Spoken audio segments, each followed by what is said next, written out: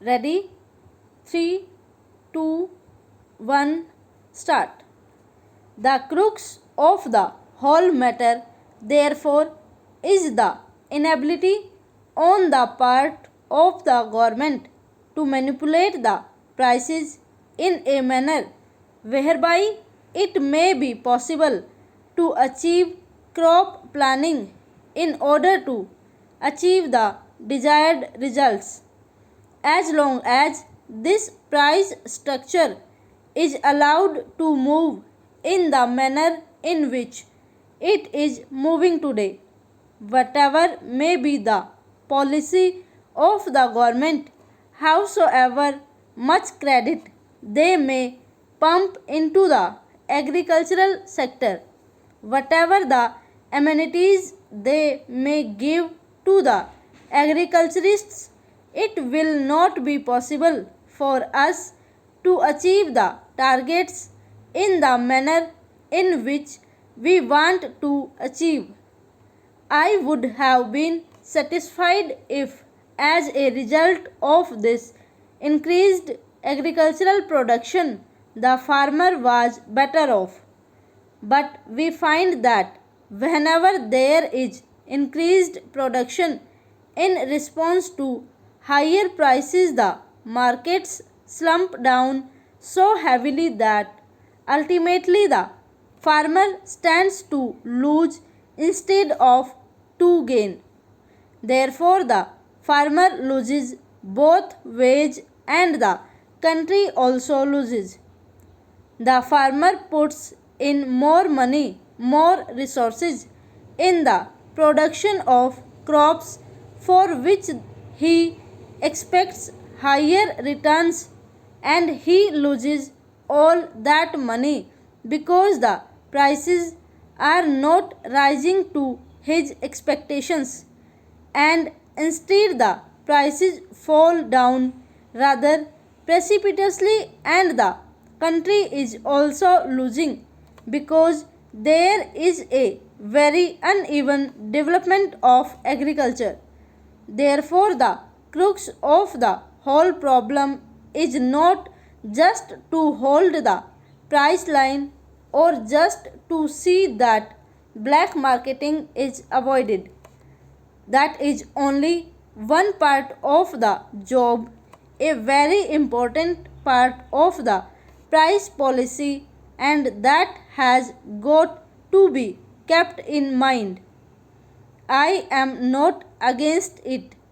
In fact, I am all for it, and I blame the government for not being able to do it so far. But this is another aspect of the price policy to which the Planning Commission, it seems to me, has not applied its mind properly so far, namely the use of price policy as an instrument of crop planning.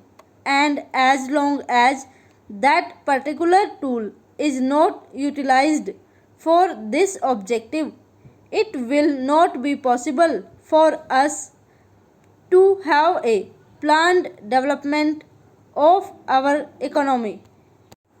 Then there is the question of incentives. We are now told every time that unless incentives are given, it will not be possible for us to develop our economy. We are hearing daily about our export promotion.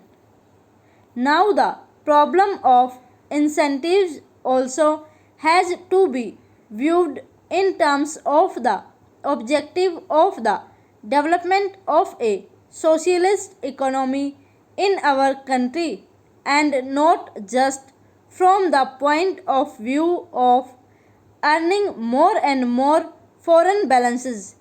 I am not in any way belittling the problem of foreign balances, but ultimately the problem of foreign balances has significance and meaning only in terms of the objectives that the third plan has set before it.